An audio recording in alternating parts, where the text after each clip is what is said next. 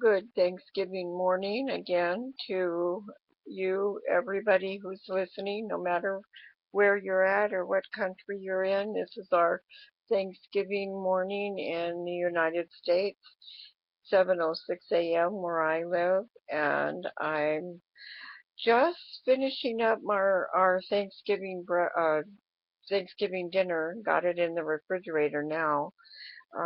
So I'm going to make this video and then lay down and get some sleep before our day starts. We won't be eating Thanksgiving dinner until later on, but I hope all of you are going to have a wonderful day. I hope you're with family. I hope you're with people you love. And I hope that you can take a step back from the things that are going on in our country and just enjoy your life and thank God for it. So, on this is going to be the second video to my video on Ferguson and speaking out to the American people. I don't know if more than just America will be listening to this, but we've got a situation here in our country that is intolerable, and it took place in a town called Ferguson, if you don't know that.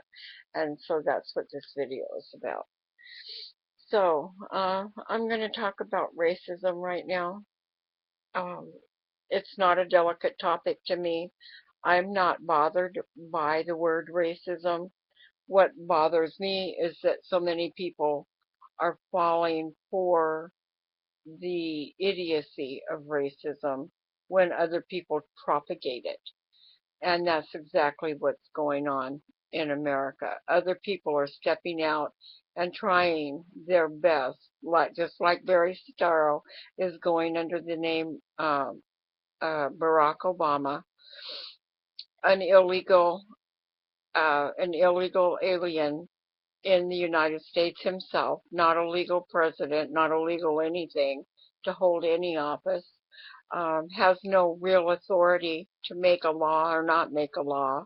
Matter of fact, he should be in jail himself.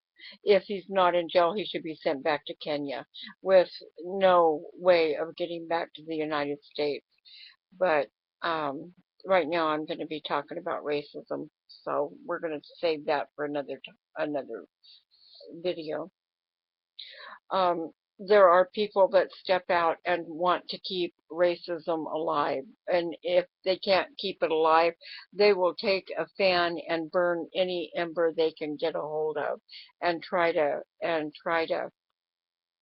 propagate it and grow it and grow it and grow it. And each generation that comes up in the United States, each generation is another generation away from what used to be at one time slavery, and in particular white people that kept black people in slavery. That was not right. It was wrong.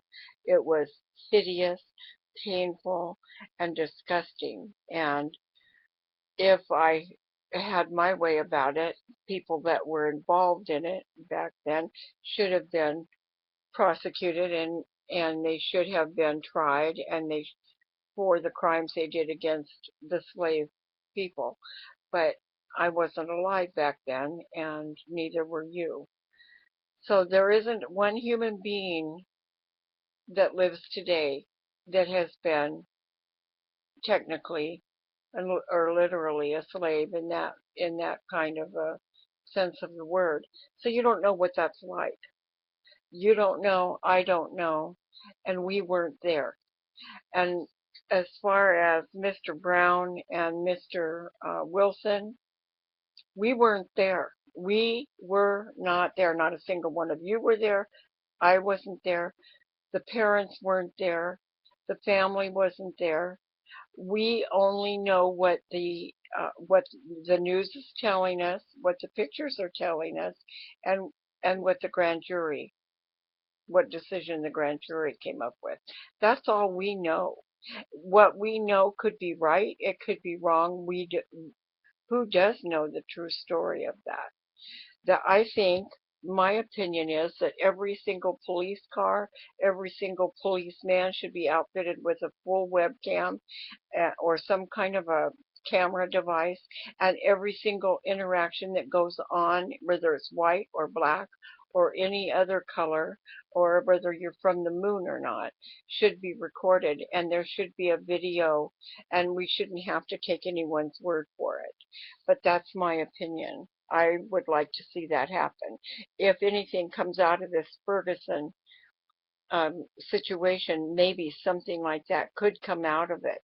But for people to go around burning up innocent people's buildings and torching a town and setting on fire cars, and they weren't there, that is the most ludicrous, insane, pitiful, pitiful display of justice that anyone could ever even imagine.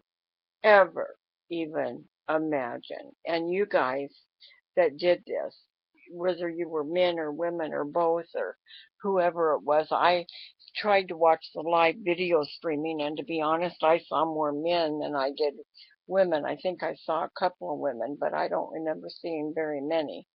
And I couldn't really tell in every case what race anyone was because they were covered up and it was dark, and I wear glasses, and so I'm, partially don't see that well anyway.